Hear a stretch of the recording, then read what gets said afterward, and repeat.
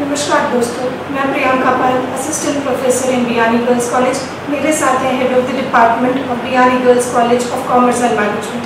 आज हम चर्चा करेंगे जानी मानी शख्सियत, मोटिवेशनल गुरु और one of the most renowned psychologist जो कि हैं professor Sanjay Biyani, director academics of Biyani girls college.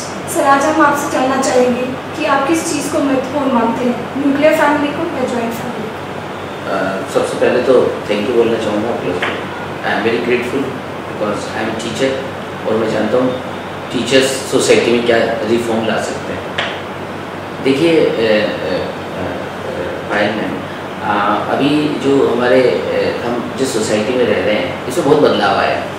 पिछले करीबन 50 सालों में जब से हम मेट्रिस्टिक हुए, हम न्यूक्लियर फैमिली की तरफ बढ़ गए। एक परिवार में जब 3 बच्चे एक साथ अपनी एजुकेशन लेते हैं तो पता चलता है कि 3 अलग अलग फैमिली बन गई। जैसे ही एजुकेशन खत्म हुई, जॉब में गए तो आप देखेंगे 90% घरों में यही है कि वो 3 जो बच्चे थे वो 3 अलग अलग फैमिली में डिवाइड हो गए। 3 बॉयज़ थे या 2 बॉयज़ और 1 गर्ल्स थे, तो वो अलग अलग फैमिली बन गए। और इस इंडिविजुअलिटी के कारण उन्हें बहुत लाइफ इंश्योरेंस की चिंता रहने लगी। वो बहुत सारे इंश्योरेंस कराने लगे, डर रहता है उनके अंदर। और जो फ्रीडम वो चाह रहे थे तो उन्हें लगता है कि वो तो बहुत रेस्ट्रिक्शंस में बदल गई है। तो हमारी सोसाइटी में ऐसा हो रहा है और ये कैसा हो रहा है वो हम सब लोग देख ही रहे हैं। हम सब लोग इसको अनुभव भी करते हैं, क्योंकि एजुकेशन तो वो होनी चाहिए जिसे हम ज़िंदगी में लागू कर सकें। वो एजुकेशन ही क्या है जो हम अप्लाई ना कर सकें। हमारे एजुकेशन में तो ये सब बातें होती नहीं हैं, पर ये बातें तो जीवन की है, ये बातें तो लाइफ की है, ये बातें तो समझने वाली है। तो ये हो रहा है और इसको हम सब ऑब्जर्व भी कर रहे हैं।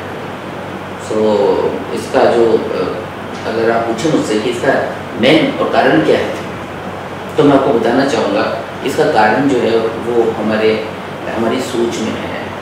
क्योंकि समस्या कभी भी बाहर नहीं हुआ करती, समस्या हमेशा अंदर होती है, बाहर तो रिफ्लेक्शन होता है।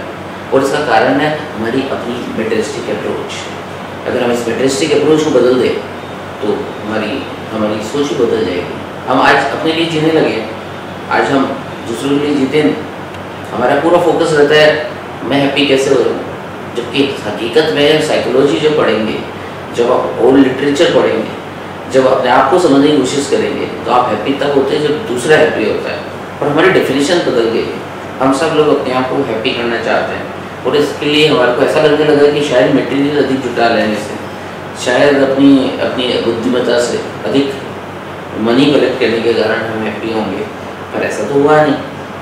जिसके पास एक कार जुटा पाया तो उसकी इच्छा होगी कि दूसरी आ जाए, पर ऐसा हो रहा है। तो मेरा ऐसा मानना है कि इसका जो मूल में कारण है वो इंसान की सेल्फिशनेस वाली जो फीलिंग है वो इसका मेन कारण है।